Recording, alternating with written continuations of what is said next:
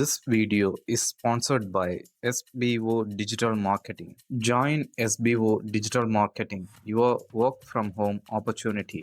It's a mobile based part time job ideal for students, homemakers, and job seekers. Make the most of your free time. No fixed hours. Work at your convenience. Just share and publish content. Simple tasks with no selling and no referrals required. Earn daily income with instant payouts. Start from day one. Skip பண்ணாதீங்க, பெரிய தப்பு. தினம் 300 ரூபாய் சம்பாதிக்க அரிய வாய்ப்பு. Instagram, Facebook பயன்படுத்த தெரிந்தால் போதும். Content post and content publishing மூலமா தினம் 300 ரூபாய் சம்பாதிக்கலாம். இந்த வேலை செய்ய 5 நிமிடம் போதும். Work training support, group communication support, all language customer live chat support, முக்கியமா சொந்தமா ஒரு பிசினஸ் ஸ்டார்ட் பண்ற அளவுக்கு உங்களால கற்றுக்கொள்ளவும் முடியும், சம்பாதிக்கவும் முடியும். இந்த வேலை வாய்ப்பு வழங்குவது 5 வருடத்திற்கு மேல ரன் ஆகிட்டு இருக்க நம்ம தமிழ்நாட்டு company school of business organisation private limited. மேலும் விவரங்களுக்கு டிஸ்கிரிப்ஷன்ல கொடுத்திருக்க நம்பருக்கு வாட்ஸ்அப் பண்ணுங்க. சிந்தனை 1930களில் ஆல்பர்ட் ஐன்ஸ்டைன் உலக புகழ் பெற்றார். அவரது சார்பியல் கோட்பாடு தியரி ஆஃப் ரிலேட்டிவிட்டி உலகம் முழுவதும் பேசப்பட்டது. பல பல்கலைக்கழகங்கள், அறிவியல் மன்றங்கள் அவரை அழைத்து உரையாற்ற செய்தன. ஐன்ஸ்டைன் எங்கு சென்றாலும் அவருடன் அவரது கார் டிரைவர் இருந்தார். ஒவ்வொரு உரையையும் அவர் பின்புறத்தில் இருந்து அமர்ந்து கேட்டார். பலமுறை கேட்டதால் அந்த டிரைவருக்கு உரையின் ஒவ்வொரு வார்த்தையும் மனப்பாடம் ஆகிவிட்டது. ஒரு நாள் பயணத்தின் போது டிரைவர் சிரித்து கூறினார், சார், உங்கள் சார்பியல் கோட்பாடு மிகவும் எளிது. நான் கூட அதை உரையாற்ற முடியும். நீங்கள் சொல்வதை பலமுறை கேட்டதால் எல்லாம் நினைவில் இருக்கிறது. ஐன்ஸ்டீன் சிரித்தார். கோபப்படாமல் அவர் அதை பாராட்டாக எடுத்தார். சரி, அடுத்த உரையில் நீங்களே பேசுங்கள். யாரும் என்னை அடையாளம் காண மாட்டார்கள். நான் உங்களிடத்தில் அமர்ந்து கேட்கிறேன் என்றார். அடுத்த நாள் பெரிய மன்றத்தில் டிரைவர் மேடையில் நின்று ஐன்ஸ்டீனின் உரையை அப்படியே சொன்னார். அனைவரும் கைதட்டினர்.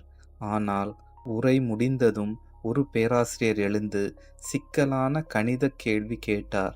டிரைவர் சிரித்து கொண்டு, அது மிகவும் எளிய கேள்வி, என் டிரைவரே அதற்கு பதில் சொல்வார் என்று கூறினார். அப்போது உண்மையான ஐன்ஸ்டீன் எழுந்து அந்த கேள்விக்கு சரியான பதிலை அளித்தார். முழு அரங்கமும் அதிர்ச்சி அடைந்தது. இந்த சம்பவம் ஐன்ஸ்டீனின் நகைச்சுவை உணர்வு, எளிமை மற்றும் அறிவின் ஆழம் ஆகியவற்றை வெளிப்படுத்துகிறது. முன்னேற்றம். விக்ரம் அம்பலால் சாராபாய் இந்தியாவின் விண்வெளி ஆராய்ச்சியின் தந்தை என அழைக்கப்படுகிறார். அவர் 1919 ஆகஸ்ட் 12 அன்று குஜராத்தின் அகமதாபாத்தில் பிறந்தார். தொழிலதிபர் குடும்பத்தில் பிறந்த அவர் சிறு வயதிலிருந்தே அறிவியல் ஆர்வம் கொண்டிருந்தார். கேம்பிரிட்ஜ் பல்கலைக்கழகத்தில் இயற்பியல் படித்து PhD பட்டம் பெற்றார். சாராபாய் இந்தியாவில் விண்வெளி ஆராய்ச்சி தொடங்குவதற்கு முக்கிய பங்காற்றினார்.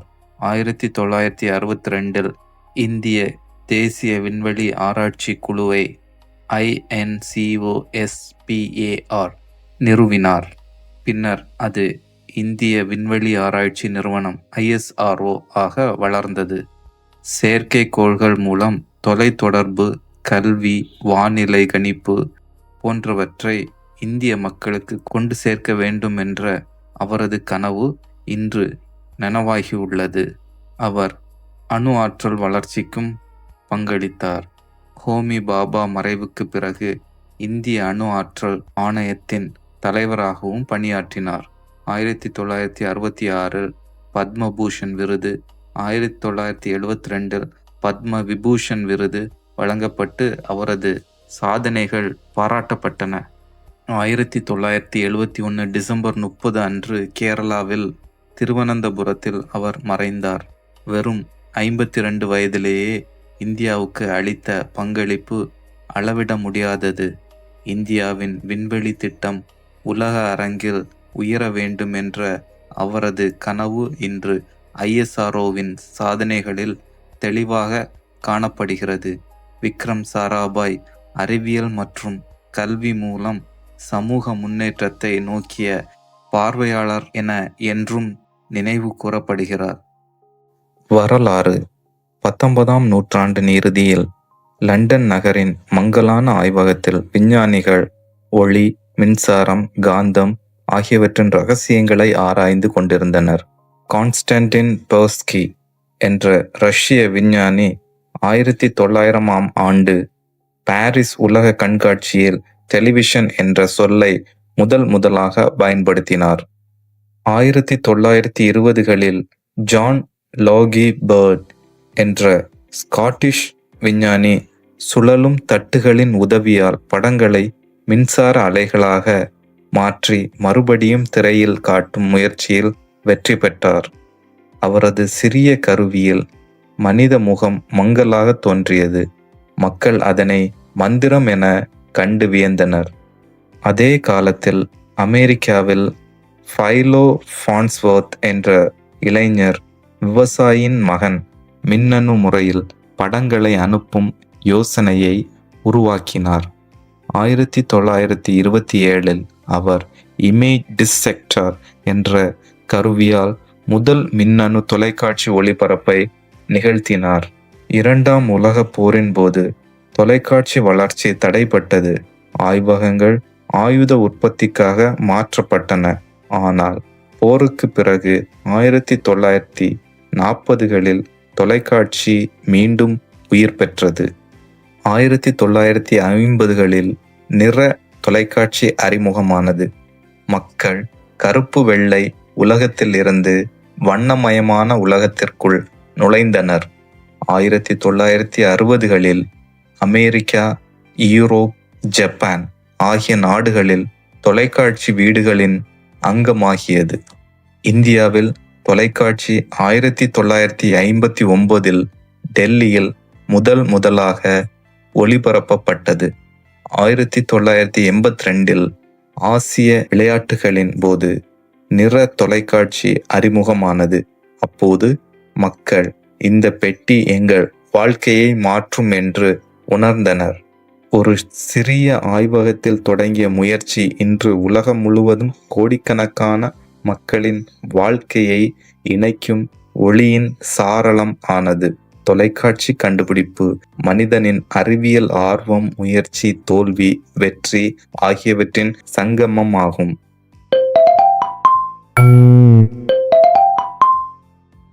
ஆய்வாளர் சலீம் அலி இந்தியாவின் முன்னணி பறவை ஆய்வாளர். அவர் இந்தியாவின் பறவைகளின் மனிதர் என்று அழைக்கப்படுகிறார்.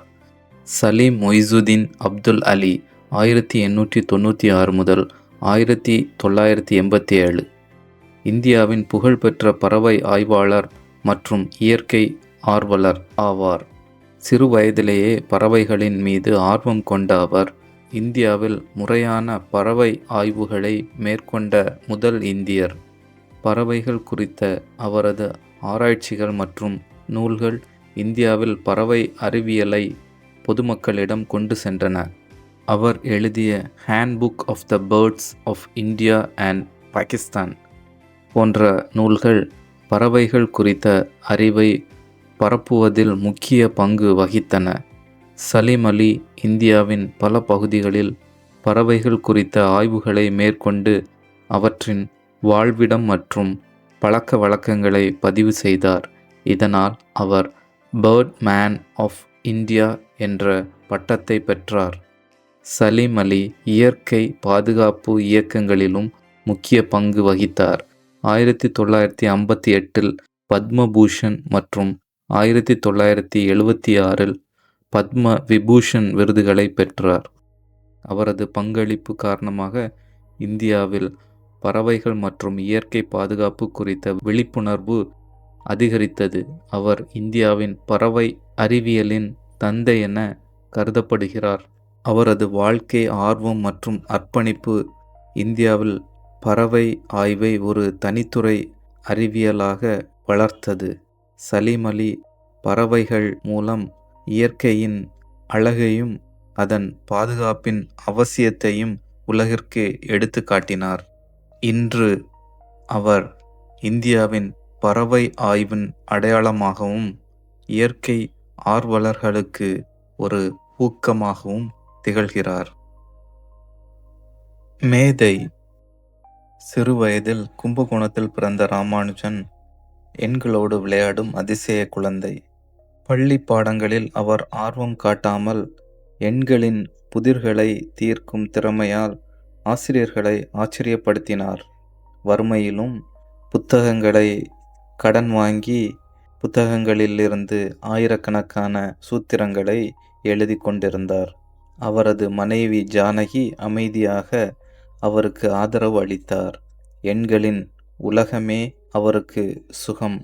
அவரது திறமை உலகம் அறிய ராமானுஜன் தனது கணித கண்டுபிடிப்புகளை இங்கிலாந்தின் கணிதவியலாளர் G.H. ஹார்டிக்கு அனுப்பினார். ஹார்டி அதிர்ச்சி அடைந்தார். இவன் சாதாரண கணிதவியலாளர் அல்ல, உலகின் அதிசயம் என்று கூறி அவரை கேம்பிரிட்ஜ் பல்கலைக்கழகத்திற்கு அழைத்தார். அங்கு அவர் infinite series, partition theory, mock theta functions போன்ற கண்டுபிடிப்புகளை உலகத்திற்கு அளித்தார். ஹார்டி அவரை எண்களின் கவிஞன் என்று புகழ்ந்தார். ஆனால் அந்நிய நாட்டின் குளிரும் உடல் நலக்குறையும் அவரை பாதித்தது.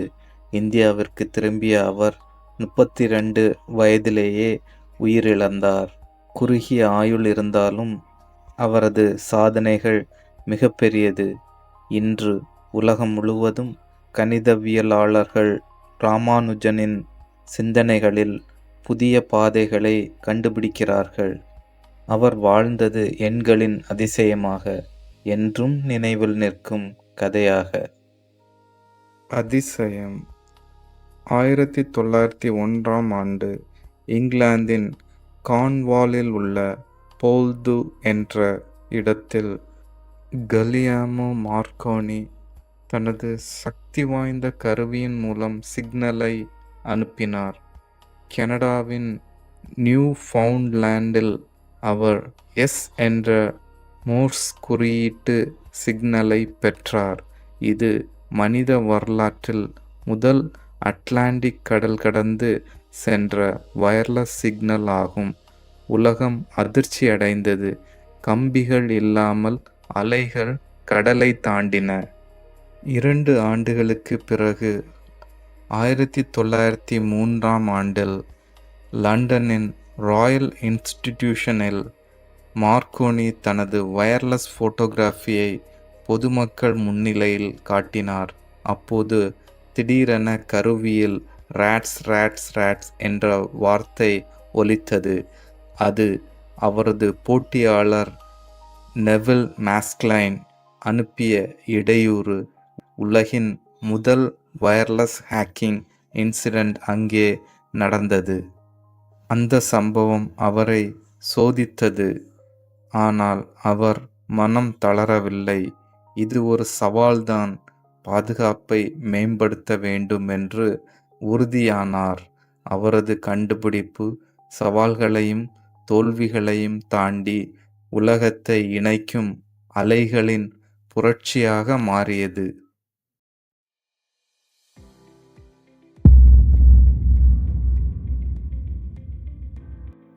போராட்டம். பஞ்சாபில் பிறந்த சிறுவன் ஹர்கோபிந்த் கொரானா சிறிய கிராமத்தில் கல்வி பெறுவதற்கே போராட வேண்டியிருந்தது. பள்ளிக்கு செல்ல புத்தகங்களே இல்லாமல் ஆசிரியர்களின் வாய்மொழி பாடங்களை கேட்டு அறிவை வளர்த்தான். அறிவியல் மீது கொண்ட ஆர்வம் அவனை வெளிநாட்டு பயணத்திற்கு தூண்டியது. கேம்பிரிட்ஜ் பல்கலைக்கழகத்தில் உயர்கல்வி பெற்றபோது உயிரின் அடிப்படை மொழியான DNA மற்றும் RNA குறித்த ஆழ்ந்த ஆராய்ச்சியில் ஈடுபட்டான். அமெரிக்காவில் ஆராய்ச்சியாளராக பணியாற்றிய கொரோனா மூலக்கூறு உயிரியல் துறையில் புரட்சியை ஏற்படுத்தினார். உயிரின் மரபணு குறியீட்டை ஜெனடிக் கோட் புரிந்து கொள்ளும் முயற்சியில் அவர் RNAவின் மூலக்கூறு வரிசைகள் எவ்வாறு புரதங்களை உருவாக்குகின்றன என்பதை விளக்கினார். இந்த கண்டுபிடிப்பு உயிரின் மொழியை மனிதர்கள் வாசிக்கக்கூடியதாக மாற்றியது. உலகம் முழுவதும் விஞ்ஞானிகள் அவரின் ஆராய்ச்சியை அடிப்படையாக கொண்டு புதிய கண்டுபிடிப்புகளை மேற்கொண்டனர். 1968ஆம் ஆண்டு கொரோனா தனது குழுவுடன் சேர்ந்து உலகின் முதல் செயற்கை ஜீனை உருவாக்கினார். இயற்கை உருவாக்கிய மரபணுவை மனிதர்கள் ஆய்வகத்தில் உருவாக்க முடியும் என்பதை அவர் நிரூபித்தார். இது மருத்துவம், உயிரியல் மற்றும் மரபணு பொறியியல் துறைகளில் புதிய வாயில்களை திறந்தது. மனிதர்கள் நோய்களை புரிந்து கொள்ளவும் சிகிச்சை முறைகளை மேம்படுத்தவும் இந்த கண்டுபிடிப்பு பெரும் பங்களிப்பை செய்தது. அவரது ஓய்வற்ற முயற்சிகளுக்காக ஹர்கோபிந்த் கொரோனா 1968ஆம் ஆண்டு நோபல் பரிசு பெற்றார். சிறிய கிராமத்தில் பிறந்த சிறுவன் உலகம் முழுவதும் உயிரியல் துறையில் ஒளி வீசும் நட்சத்திரமாக உயர்ந்தான். அவரது வாழ்க்கை அறிவியல் ஆர்வம், கடின உழைப்பு மற்றும் மனிதகுலத்திற்கு அர்ப்பணிப்பு ஆகியவற்றின் சின்னமாகும்.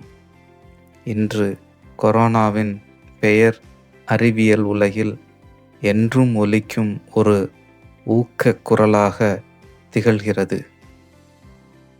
நட்சத்திரம் சுப்பிரமணியன் சந்திரசேகர் 1910 அக்டோபர் 19 அன்று லாகூரில் பிறந்தார். அவர் புகழ்பெற்ற இயற்பியலாளர் சி.வி. ராமனின் அண்ணன் மகனாக இருந்தார். சிறு வயதிலேயே அறிவியல் மீது ஆழ்ந்த ஆர்வம் கொண்டிருந்தார். சென்னை இந்து ஹைஸ்கூலில் கல்வி கற்றார். பின்னர் மெட்ராஸ் பல்கலைக்கழகத்தில் பிஎஸ்சி பட்டம் பெற்றார். அவர் கேம்பிரிட்ஜ் பல்கலைக்கழகத்தில் உயர்கல்வி கற்றார். அங்கு நட்சத்திரங்களின் பரிணாம வளர்ச்சியை பற்றிய ஆய்வில் ஈடுபட்டார். குறிப்பாக வெள்ளை பூதக்கோள்களின் ஒயிட் ட்வார்ஃப்ஸ் நிறை வரம்பை கண்டறிந்தார். இவ்வரம்பு சந்திரசேகர் வரம்பு, சந்திரசேகர் லிமிட் என அழைக்கப்படுகிறது. இந்த கண்டுபிடிப்பு வானியலின் அடிப்படை கோட்பாடுகளில் ஒன்றாக அமைந்தது. சந்திரசேகர் 1953ஆம் ஆண்டு அமெரிக்காவுக்கு குடிபெயர்ந்து சிகாகோ பல்கலைக்கழகத்தில் பேராசிரியராக பணியாற்றினார். அவர் வானியலின் பல துறைகளில் முக்கிய பங்களிப்புகளை செய்தார். நட்சத்திரங்களின் பரிணாமம், கருந்துளைகள், கதிர்வீச்சு பரவல், திரவ இயக்கவியல் போன்ற பல துறைகளில் அவர் ஆழ்ந்த ஆய்வுகளை மேற்கொண்டார். அவரது ஆராய்ச்சிகள் வானியலின் வளர்ச்சிக்கு பெரும் அடித்தளமாக அமைந்தன. 1983ஆம் ஆண்டு நட்சத்திரங்களின் பரிணாம வளர்ச்சியை விளக்கும் முக்கிய கண்டுபிடிப்புகளுக்காக அவர் வில்லியம் ஃபவுலருடன் சேர்ந்து நோபல் பரிசு பெற்றார். சுப்பிரமணியன் சந்திரசேகர் 1995 ஆகஸ்ட் 21 அன்று சிகாகோவில் மறைந்தார். அவர் வாழ்நாள் முழுவதும் அறிவியலுக்காக அர்ப்பணித்தவர். இந்தியாவுக்கும் உலகுக்கும் பெருமை சேர்த்தவர். மாயாஜாலம் கோயம்புத்தூரின் கலங்கல் கிராமத்தில் ஒரு இளைஞன் மோட்டார் பைக்கை வாங்கி அதை முழுவதுமாக திறந்து ஒவ்வொரு பாகத்தையும் கற்றுக்கொள்கிறான். அவன் பெயர் ஜி.டி. நாயுடு. கல்வி குறைவாக இருந்தாலும் அறிவியல் மீது தீராத ஆர்வம். அந்த மோட்டார் பைக்கை மீண்டும் சேர்த்து இயக்குகிறார். அந்த அனுபவம் அவரை மோட்டார் தொழில்நுட்பத்தில் ஆழமாக ஈடுபடச் செய்கிறது. ஒரு நாள் கோயம்புத்தூரில் பஸ் சேவை சரியாக இல்லை, மக்கள் கஷ்டப்படுகிறார்கள். நாம் ஏன் நம்மால் இயங்கும் பஸ் சேவையை தொடங்கக்கூடாது என்று கேட்கிறார். அவர் யுனைடெட் மோட்டார் சர்வீஸ் என்ற நிறுவனத்தை தொடங்குகிறார். அது இந்தியாவின் முதல் தனியார் பஸ் சேவையாகும். பஸ்கள் நேரத்தில் இயக்கப்படுகின்றன. மக்கள் மகிழ்ச்சி அடைகிறார்கள். ஒருமுறை பஸ் பழுதடைந்தது. மராமத்து தொழிலாளர்கள் வருவதற்குள் நாயுடு தானே கருவிகளை எடுத்து பஸ்ஸை சரி செய்கிறார். அதை பார்த்த தொழிலாளர்கள் இவர் எங்கள் மேஸ்திரி என்று வியக்கிறார்கள். அவர் மின் விசையியல், வேளாண்மை, ஒளிப்பட கலை போன்ற பல துறைகளில் கண்டுபிடிப்புகளை செய்கிறார். ஒருமுறை அவர் உருவாக்கிய லோ காஸ்ட் எலக்ட்ரிக் மோட்டாரை பார்வையிட வந்த ஐயா, இது எப்படி இயங்குகிறது என்று கேட்கிறார். நாயுடு, இது அறிவியலின் அற்புதம், ஆனால் இதை மக்கள் பயன்பாட்டுக்கு கொண்டு வர வேண்டும் என்று பதிலளிக்கிறார். அவர் அறிவியல் அருங்காட்சியகம் ஒன்றை கோயம்புத்தூரில் தொடங்குகிறார். மாணவர்கள், பொதுமக்கள், தொழில்நுட்ப ஆர்வலர்கள் வந்து கற்றுக்கொள்கிறார்கள். ஒரு நாள் ஒரு மாணவன், நான் படிக்க முடியவில்லை, ஆனால் எனக்கு மின் கருவிகள் மீது ஆர்வம் என்று கூறுகிறான். நாயுடு, ஆர்வம் இருந்தால் கல்வி வரலாம், நீ என்னுடன் வேலை செய் என்று அழைக்கிறார். அந்த மாணவன் பின்னாளில் ஒரு சிறந்த தொழில்நுட்ப நிபுணராக மாறுகிறான். நாயுடு, அவர் இந்தியாவின் எடிசன் என அழைக்கப்படுகிறார். அவரது இறுதி காலத்தில் அவர் கூறிய ஒரு வரி, அறிவியல் என்பது புத்திசாலித்தனம் அல்ல, அது மனித நேயம். அந்த வார்த்தை கோயம்புத்தூரின் அறிவியல் மரபை உருவாக்கியது. ஜிடி நாயுடு ஒரு விஞ்ஞானி மட்டுமல்ல, அவர் ஒரு மாற்றத்தை உருவாக்கிய மனிதர். அவரது வாழ்க்கை, தன்னம்பிக்கை, தொழில்நுட்பம், மனிதநேயம் ஆகியவற்றின் கலவையாகும். அலைகள். ஒரு சிறிய நகரத்தில் பிறந்த சிறுவன் 11 வயதில் பள்ளி முடித்து 13 வயதில் கல்லூரி சேர்ந்தான். அவன் பெயர் சி.வி. ராமன்.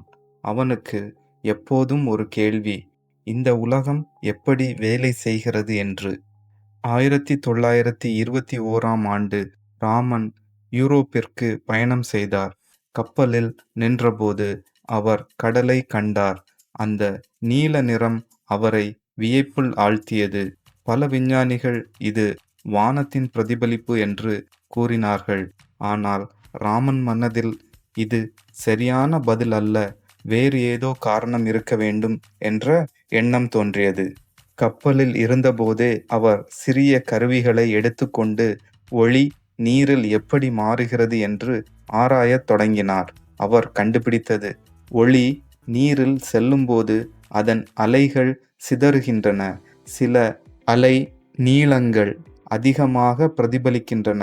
அதனால் கடல் நீளமாக தெரிகிறது.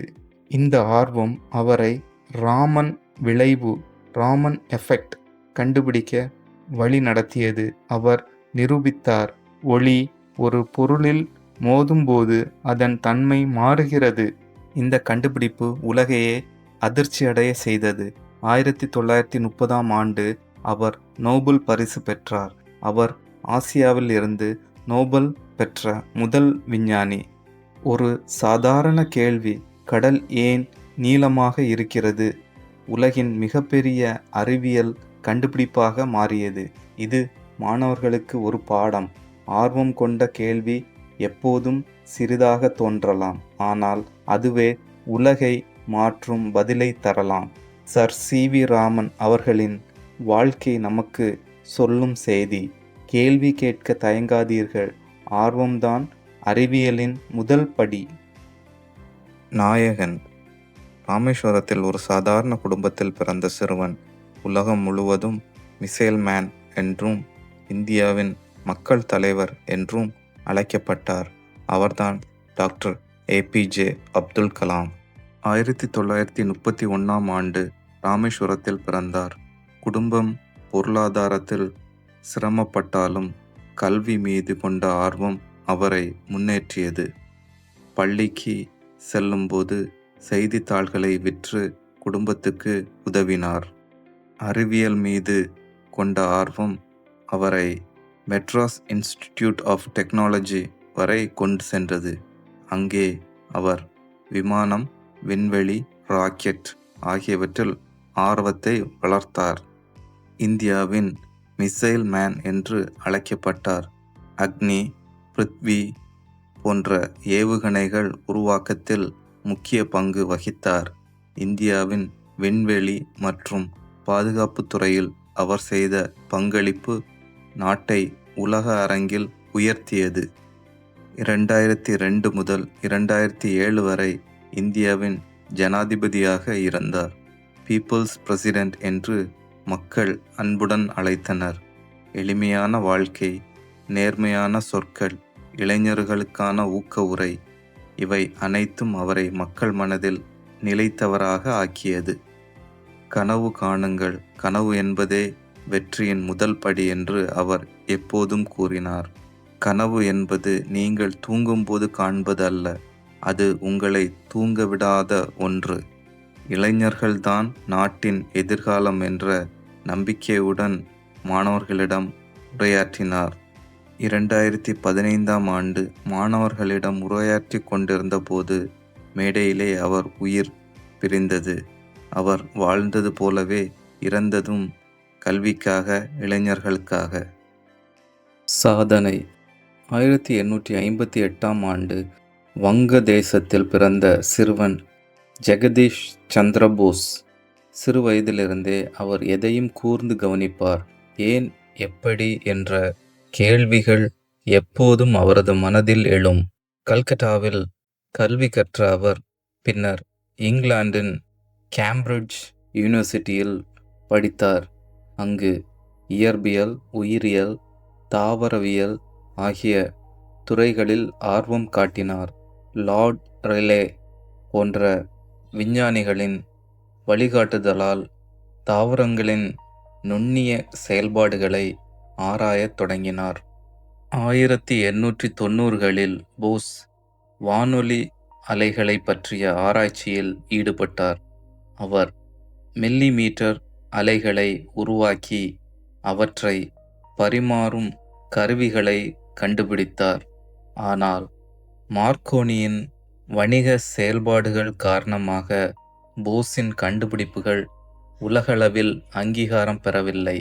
100 ஆண்டுகள் கழித்துத்தான் IEEE நிறுவனம் அவரை வானொலி அறிவியலின் முன்னோடிகளில் ஒருவராக அறிவித்தது. போஸின் மிகப்பெரிய பங்களிப்பு தாவரங்களின் உயிரை நிரூபித்ததே. அவர் கிரெஸ்கோகிராஃப் என்ற கருவியை உருவாக்கினார். இதன் மூலம் தாவரங்கள் வெளிச்சம், வெப்பம், குளிர், வலி போன்றவற்றுக்கு எப்படி எதிர்வினை செய்கின்றன என்பதை உலகுக்கு காட்டினார். ஒரு நாள் அவர் தனது ஆய்வகத்தில் தாவரத்திற்கு வெப்பம் கொடுத்தார். கருவி தாவரத்தின் வலியை பதிவு செய்தது. அப்போது அவர் சொன்னார், மனிதர்களைப் போல தாவரங்களுக்கும் உணர்வு உண்டு, அவற்றை நாம் மதிக்க வேண்டும். போஸ் இந்தியாவின் முதல் பெரிய விஞ்ஞானிகளில் ஒருவராக உலகம் முழுவதும் புகழ் பெற்றார். அவர் இயற்பியல், உயிரியல், தாவரவியல், இலக்கியம், அறிவியல், புனைக்கதை என பல துறைகளிலும் பங்களித்தார். 1937ஆம் ஆண்டு அவர் மறைந்தார். ஆனால் தாவரங்களின் உயிரை உலகிற்கு வெளிப்படுத்திய அவரது பணி இன்று வரை கல்வி, அறிவியல், சுற்றுச்சூழல் ஆகிய துறைகளில் பெரும் தாக்கத்தை ஏற்படுத்துகிறது. பயணம். 1966 ஜனவரி 23 மும்பை விமான நிலையம். ஹோமி ஜஹாங்கீர் பாபா, இந்திய அணுசக்தி திட்டத்தின் தந்தை, ஜெனீவா மாநாட்டிற்கு புறப்படுகிறார். அவர் அணிந்திருக்கும் கருப்பு கோட், பளிச்சென்ற கண் கண்ணாடி, சீரான நடை எல்லாம் ஒரு விஞ்ஞானியின் பெருமையை காட்டுகின்றன. இந்தியாவின் எதிர்காலம் அணுசக்தியில் உள்ளது என அவர் உதவியாளரிடம் சொல்கிறார். நாம் உலகத்தை மாற்றப் போகிறோம். ஏர் இந்தியா 101 விமானம் ஜெனீவாவை நோக்கி பறக்கிறது. பாபா சாளரத்தருகே அமர்ந்து தனது டைரியில் எழுதுகிறார். அவர் எழுதும் வரிகள், அணுசக்தி என்பது மனிதனின் நன்மைக்காகவே இருக்க வேண்டும். இந்தியா அறிவியல் முன்னிலை வகிக்க வேண்டும். விமானம் மாங் பிளாங்க் பனிமலையை நெருங்குகிறது. திடீரென ரேடார் தொடர்பு துண்டிக்கிறது. ஒரு கணத்தில் விமானம் பனிமலையில் மோதுகிறது. ஒளி மங்குகிறது. ஜனவரி 24 செய்தி வந்ததும் இந்தியா முழுவதும் சோகத்தில் மூழ்கிறது. பிரதமர் இந்திரா காந்தி உருக்கமாக கூறுகிறார், இந்திய அறிவியலின் ஒளி ஒன்று மங்கியது. பாபாவின் உருவம் BARC வளாகத்தில் மலர் சூடப்பட்டு நிற்கிறது. அவரது மாணவர்கள், சக விஞ்ஞானிகள் அனைவரும் கண்களில் கண்ணீர் கொண்டு நிற்கிறார்கள். பாபா உருவாக்கிய பார்க் அணுசக்தி திட்டங்கள் இன்றும் செயல்படுகின்றன. அவரது train theory, cosmic ray research மற்றும் அட்டாமிக் எனர்ஜி கமிஷன் அனைத்தும் இந்திய அறிவியலின் அடித்தளமாக மாறுகின்றன. அவர் இறந்தாலும் அவரது கனவுகள் உயிருடன் இருக்கின்றன.